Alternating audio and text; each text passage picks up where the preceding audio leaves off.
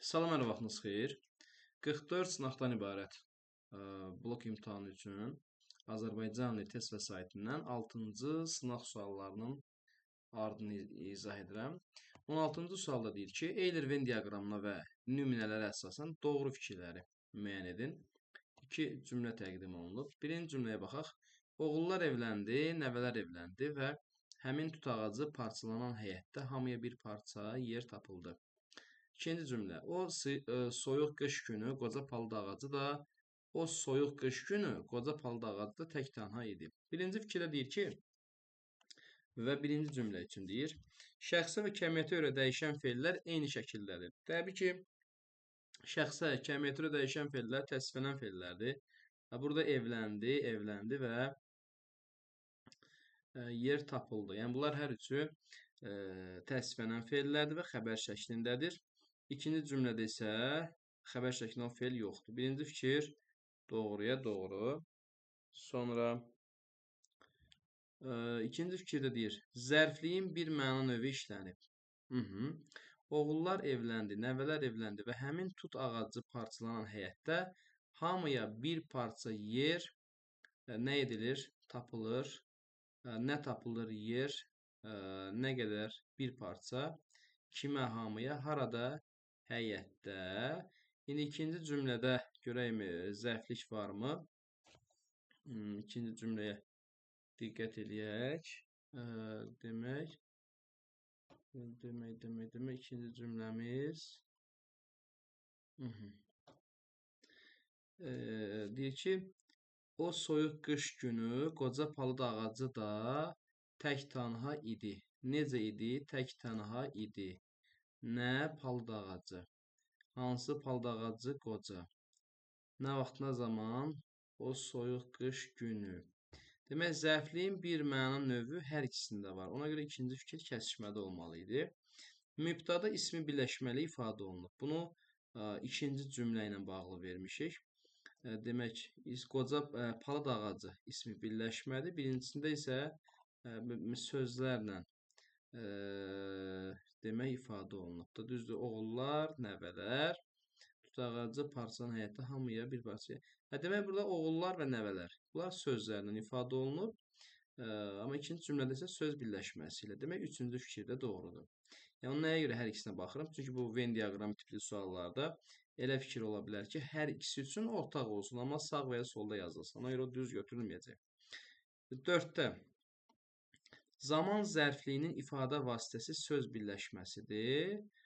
Burada o soyuq qış günü bu zaman zərfliyi söz birləşməsi ilə ifadə olunub. 4-də götürürük. Birinci cümlədə isə belə bir məqam yoxdur. Cavab da nədir? 1, 3, 4-dür. İndi burada mürəkkəb cümlədir. Məsələn, 5-ci fikir verilib. Bu 5-ci fikir birinci cümlə ilə bağlı düzdür. Oğullar evlənir, nəvələr evlənir. Amma ikinci cümlə sadə cümlədir. Ona görə kəsişmədə bunu götürmək olmaz. Yəni, doğru fikir kimi götürmək olmaz. Sonra 6-cı sualda deyir, mənsubə şəkilçili sözlərə təsadüf edilmir. Bu kəsişmədə verilib. Məsələn, tut ağacı. Burada mənsubə şəkilçili söz var. Sonra palıd ağacı var. Keçək 17-ci suala. Testləşdirmə sözünün fonetik xüsusiyyətlə bağlı bizdən düzgün fikri istəyir. Bunun transkripsiyasını yazsaq.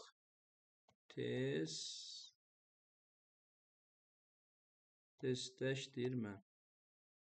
Bu formada yanaşaq. Deyir ki, fonetik təhlil.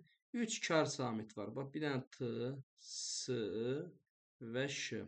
3 kar samit var. 4 cingiltili D, D, R və M. Birinci fikir doğrudur. 4 hecalıdır. Testləşdirmə. Vurğu sonuncu hecəyə düşür. İsim kimi, bəli. 1, 2 və bütün saytlar açıqdır. Yəni, burada i saytı varsa bu qapalıdır. Bu üçü cavablardan çıxırsınız. Hərflərlə səslərin sayı bərabərdir. Burada testləşdirmə, testləşdirmə. Burada t səsi düşüb də. 4 düzgün olmayacaq. Sahitlərin hamısı incədir, dodaqlanmayandır. Bəli, doğrudur. Cavab da 1, 2, 5-dir. Keçirik 18-ci sualımıza. Uyğunluğu müəyyən edin. Yalnız fonetik norma pozulan cümlə, yalnız leksik norma, bir də yalnız qrammatik norma pozulan cümlə. Uyğunlaşdırma tipli sualdır və normaya aid bir sualdır. Baxırıq.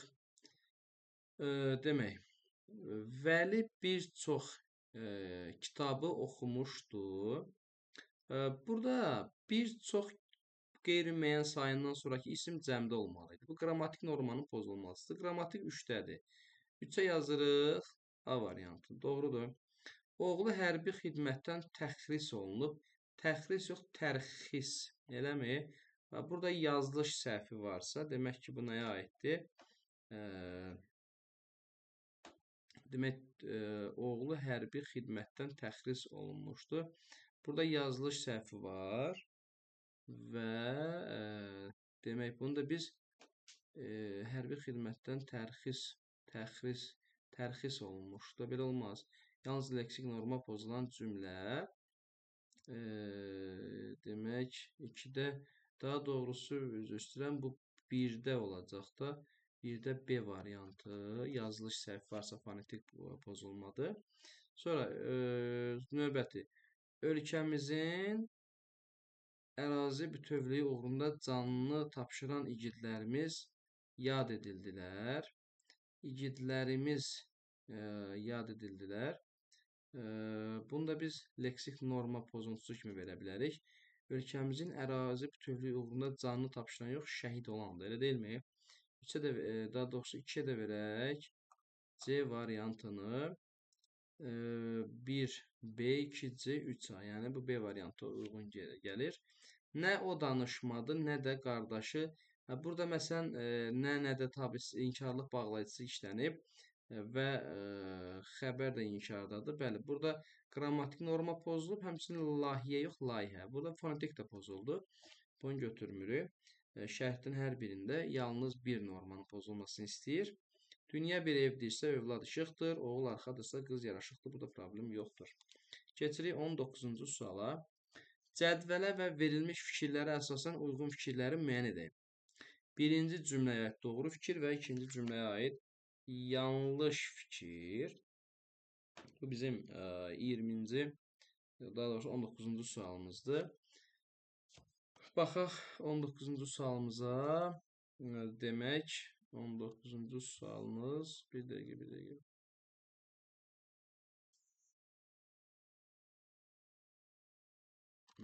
Bir dəqiqə.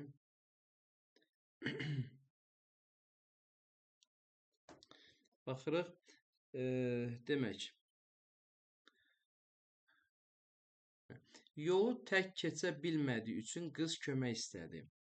Birinci cümləyə aid doğru fikir. Səbəb zərfliyi quruluşca mürəkkəbdir. Nə edir? Kömək istəyir. Kim? Qız. Nə üçün? Nə səbəbə? Yolu tək keçə bilmədiyi üçün. Yəni, səbəb zərfliyi feili, sifət, tərkibi ilə ifadə olunub. Yəni, söz birləşməsi ifadə olunub. Doğrudur. Doğruya doğru. Birinci fikir götürürük. Baş üzvlərin hər ikisi quruluşca mürəkkəbdir. Burada xəbər mürəkkəb feil, qız da mübtədədə qız, yəni sadə isimlə ifadə olunub və burada hər ikisi quruluşca sadədir. İkinci fikirlər yanlışdır.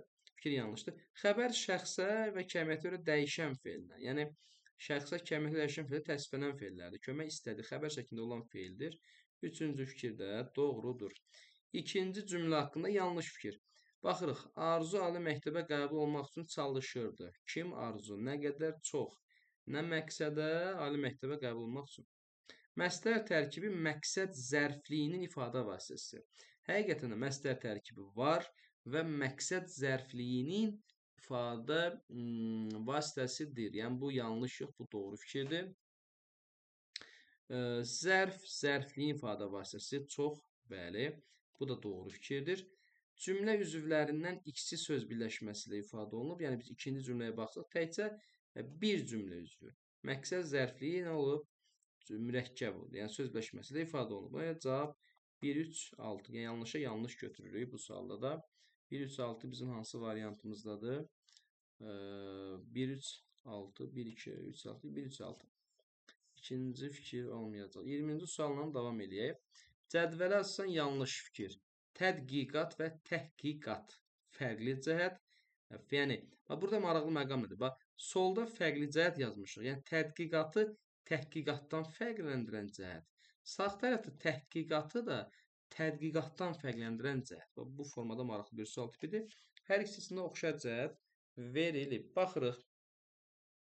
Demək. Tərkibində uzun tələffüz olunan sait yoxdur. Yəni, hər iki sözün transkripsiyasına diqqət eləsək, heç birində tədqiqat, təhqiqat, heç birində uzanma yoxdur. Yəni, bu bir-birindən fərqlənən xüsusiyyət deyil, yəni ortaq xüsusiyyətdir. Demək, bizdən yanlış fikir istəyir də, doğrudurmu? Amma burada fərqli cəhət yox, bu oxşar cəhət oldu. Ona görə yanlış olduğuna görə götürürük 1. Sonra bir şeyi öyrənmək üçün dəqiq elmi araşdırma. Aha. Bu, yəni belə deyək ki, bu məqam qalsın. Sonra oxşar cəhət. Bunların fonetik məqamına baxaq, sonra leksik məqamlarına baxarıq. Qapalı sait işlənib. Belə deyək də, hər ikisində, məsələn, tədqiqatda da qapalı sait var, təhqiqatda da var.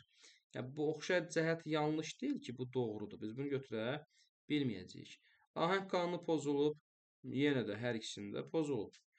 Və bu da doğru cəhətdə oxşar cəhət xüsusiyyətlərini ödəyir.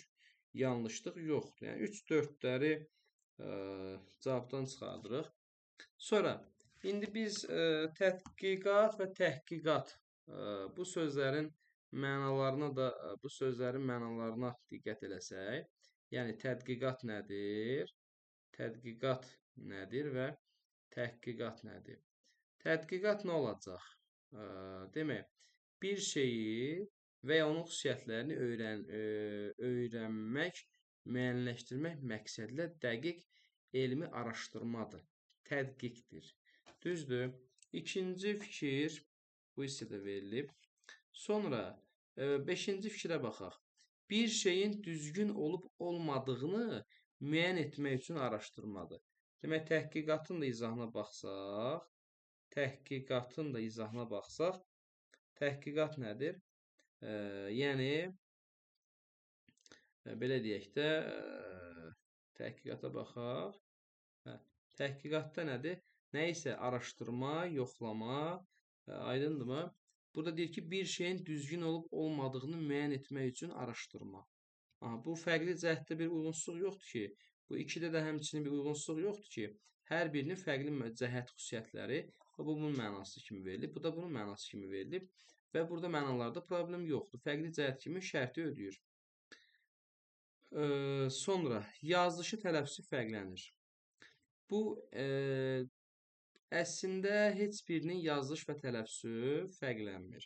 Bu fərqli cəhət hesab olunmayacaq. Yanlış qrafikada verilibdir. Ona görə də cavabımız da 1, 6. Birinci fikirdə nə idi? Tərkibində uzun tələffüz olunan sait yoxdur. Bu fərqli cəhət deyildi ki, bu heç birində uzanma yoxdur. Yəni, bu kəsişmədə olmalıdır. Yeri səhv verilib. Bir də yazışı tələffüzü fərqlənir. Heç birinki fərqlənmir. Bu ümumiyyətlə yanlış fikirdir. Aydındır mı? 1, 6 cavabımızı götürə bilərik. 21-ci suala baxırıq. Hansı nümunədəki feillər cümlədə xəbər vəzifəsində çıxış edə bilməz? Belə məqamda biz daha çox əlbəttə ki, biz təsdiqlənməyən feillərdən xüsusilə feili bağlamaya məsələn diqqət edə bilərik. Düzdürmü? Nümunələrdə yer gəlmişkən təsdiqlənməyən feillər verilib. Məsələn, feili sifətdir, gedən, oxumaq məsləhətdir. Bunlar işlənə bilər. Xəbər vəzifəsində. Məsələn, desən ki, o evə gedəndir, işi oxumaqdır. Düzdürmü? Vermək olar. B bəndində alışmaqdır. Məsələn, bu məstər ola bilər, amma bu qaçarkən olmayacaq. C bəndində məsələn oxuyarkən bilmədən bunlar hər ikisi məstər, feili bağlamadır və bunlar yalnız cümlədə zərflik ola bilir, xəbər ola bilmir. D bəndində gəlişən xəbər ola bilər, E bəndində hər ikisi ola bilər. Cavab da C variantı olur. 22-ci sualda deyir ki, cümlədən hansı sözlər çıxarılsa, sintaktik təhlil sxemi dəyişməz. Belə suallarda siz daha çox nəyə diqqət edəcəksiniz? Yəni, tərkib daxilində söz verilibsə, ya ismi birləşmələrin daxilində sözlər verilibsə, yəni məsələn belə deyək də, xüsusi şəkilçilər yaranan ismi birləşmələr. Məsələn, ikinci növ, üçüncü növ təyinli birləşmələr, sonra məsdər feli, sifət feli, bağlama tərkibləri. Burada məsələn şəkilçilər, daha sözlər işlənilibsə, onları çıxartsaq cümlədən, söz birləşməsinin daxilindən, təbii ki, onların təhlil sxeminin dəyişməməsi məqamına şahid olarıq. Və bura deyir ki, övladlarının gələcəyini düşünən atanı çoxu anlamırdı. Hansı sözləri biz çıxarsaq, təhlil sxemi dəyişməz. Övladlarının gələcəyini düşünən atanı çoxu anlamırdı. Kim? Çoxu. Kimi anlamırdı? Atanı. Hansı atanı? Düşünən atanı. Burada bütövlükdə yanaşanda övladlarının gələcəyini düşünən bir yerdə fe'l sifət tərkibidir və bu cümlənin sintak təhlilində bu təyin rolunda çıxış eləyir. Biz ilk iki sözü çıxarsaq belə, yenə düşünən sözü təyin olacaq. Təhlil sxemi dəyişmədi ki, cavab da 1-2 olacaq. 23-cü sualda deyir ki, hansı nümunələrdə ahəng qanununun pozulması yalnız şəkilçinin tərkibindəki saitlə bağlıdır? Maraqlı sual tipidir. Ahəng qanunun pozulması kökdə yox, şəkilçinin tərkibindəki saitlə bağlıdır. Məsələn, namərd sözünə baxaq. Demək, sözün kökü mərddir. Ahəng qanunu gözlənilib. İndi baxın, namərd. Doğrudur. Burada baxın, qalın sait işlənib də və ahəng qanunun pozulmasına səbəb olur. Sonra nailiyyət sözünə kökü nail götürsək, görsək kökdə pozulub da burada. Şəkildə yox ki, 2 səhvdir. 3-də cəfakar. Sözün kökü cəfadır. Ahəng qanunu kökdə pozulub. Bu da səhv götürə bilmərik. 4-də baməzə verib. Məzə, ahəng qanunu gözlənilib. Qalın sait gəldi artıq. Və yenə də nə oldu? Ahəng qanunu pozulması şəkilçinin tərkibindəki saitlə bağlı oldu. Köklə yox. Dəftər sözündə sözün kökü gözlənilib. Xanada artıq qalın saitlər gəldi. Görürsünüz, yenə də ahəng qanunu pozulması şəkilçinin tərkibindəki saitlə bağlı oldu. 23-də cavabımız 1, 4 və 5. 24-cü sual. Hansı nümunələrin tərkibindəki sifətlər müxtəlif nitq hissələrini izah edir? Sifətlər yəni müxtəlif nitq hissələrinə aiddir. Maraqlı sualdır. Bəşərsiz kainat bir viranədir. Burada bir dənə bəşərsiz sifəti var. Kainat ismini izah edir. Burada biri oldu. Və digər nümunələrə baxaq. Bir dəqiqə. Bəşərsiz kainat bir viranədir.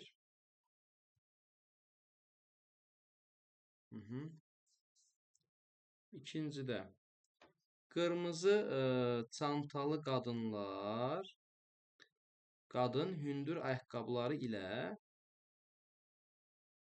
yeriməkdə çətinlik çəkir. Bu hissəsi bura düşüb. Texniki səhvdir. Bax, burada qırmızı çantalı qadınlar. Nümunəyə diqqət eləsək. Burada baxın, qırmızı çantalı qadın. Məsələn, çantalı sözü qadın sözünə aiddir. Sifət burada ismə aid oldu. Qırmızı qadın olmaz ki, qırmızı sözdə çantalı sifətinə aiddir. Baxın, birində sifət izah elədi, digərində sifət ismi izah elədi. Yəni, sifət müxtəlif nitq hissələrini izah elədi. Biri 2-dir. Növbəti, mühüm tapşırıqları, daha doğrusu, tənbəl gənclər, zəhmətkeş insanlardan ibrət götürsünlər. Tənbəl də sifətdir, zəhmətkeş də, düzdür, və gənclər də. Baxın, zəhmətkeş insanlar, sifət ismə aiddir. Tənbəl gənclər, sifət sifətə aiddir. Yenə müxtəlif nitq hissələrini izah eləmiş olur. Mühüm tapşırıqlar, sifət ismə aiddir. Vacib məsələ, yenə sifət ismə aiddir. Müxtəlif kitablar, sifət ismə aiddir. Dəyərli fikir, sifət ismə aid olur. 25-ci suala baxırıq. Hansı sözlər yerinə görə feilin müxtəlif şəkillərinə aid edilə bilər? Bitirsə, məsələn, mən bu uşaqlara bu formada izah edirəm. Konteksti öyle dəyişdirmək lazımdır. Məsələn belə, ya müxtəlif məqamlarda işlətmək lazımdır. Məsələn, biri var, deyir ki, sənin işin bitirsə, nə edirsə. Sualda ır da var, sa da var, elədir. Demək kökə birbaşa zaman şəkilçisi artırılır. Bu xəbər şəkli. Bir də deyirsən ki, o işini bitirsə, nə etsə. Burada sualda ır yoxdur ki, demək bu leksikdir. Sa varsa bu şərt şəkli. Başlanğıc formaya fel şəkli artırılır. Biri bax birincisidir. Şərt şəkli və xəbər şəklində bunu düşünmək olur. Aparsa bütün kontekstlərdə, yəni şərtli olmayacaq. Keçirsə də belədir. Bax, bir yaxşı məqam var. Məsələn, deyirik ki, sözdə işlənən şəkilçi ona verilən sualda varsa, qrammatik sual yoxdursa leksikdir. Keçirsə sözdür. İki fərqli kontekstə düşünək. Birinci söz kimi. Deyir, o uşağı keçirsə, nə etsə, sa var da bir dənə ır leksikdir, yoxdur sualda. Şərt şəkli. Deyir, o qapıdan keçirsə, nə edirsə, indi ır sualda var, xəbər şəkli. 1-3 və aparaq da ki, bilirsiniz, bir şəxsin cəmində arzu və əmr şəkli formaca bir-birinə oxşuyur. 1-3-4. Apar, acaq, bu da xəbər şəklidir. Bunu çıxırıq, cavab da 1-3-4 qalır. 26-cı sualda maraqlı sualdır. Klasteri tamamlayan sözləri müəyyən edin. Baxın, incə, qapalı, dodaqlanan, sait sözün vurğulu hecasının tərkibindədir. Yəni, vurğu qəbul edən hecanın tərkibində incə sait, qapalı sait, dodaqlanan sait var. Baxaq. Təsadüf, təsadüfi vurğu axıra düşür. Düzdürmü? Bu incə qapalıdır, amma dodaqlanan deyil. Könülsüz. Aha. Könülsüz vurğu sondadır. Və incə sait ü, qapalı sait ü, dodaqlanan sait də üdür. 2.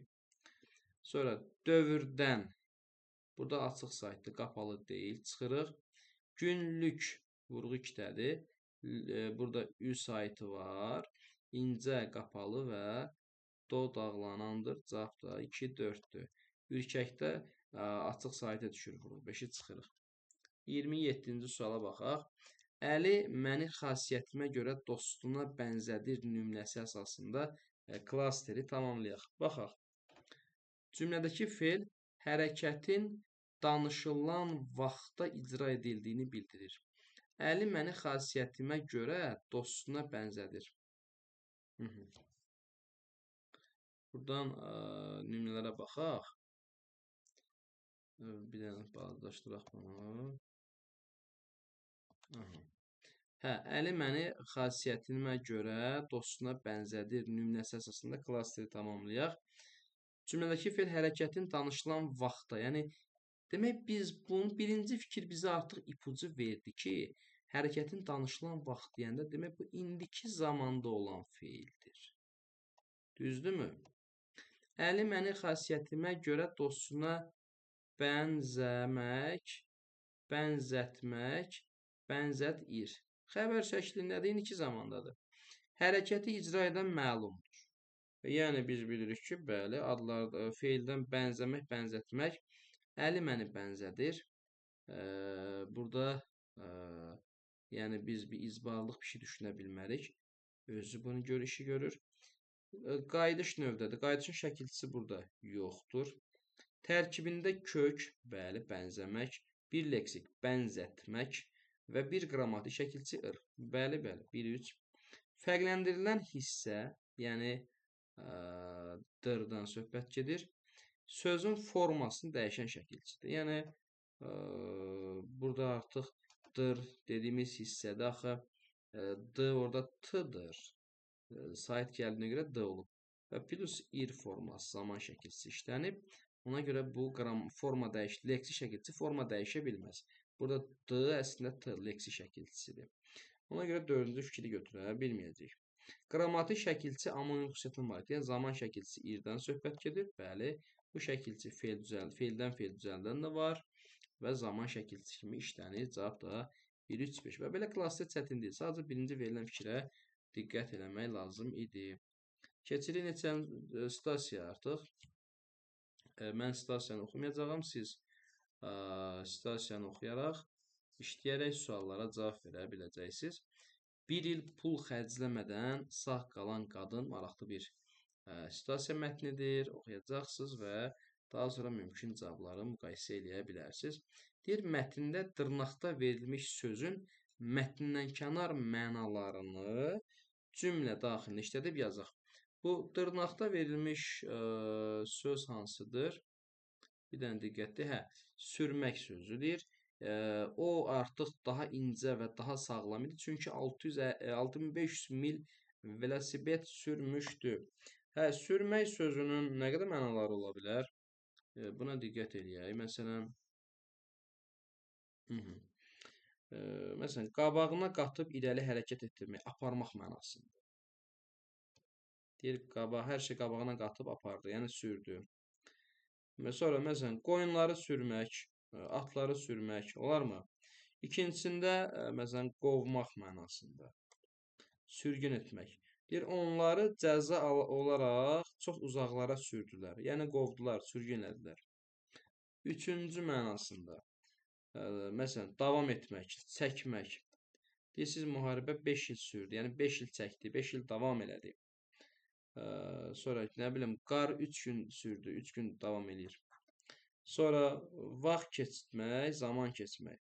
Deyirəm, onun gəlməyi 1 saat sürdü. 1 saat vaxt keçdi onun gəlməyindən, zaman keçdi.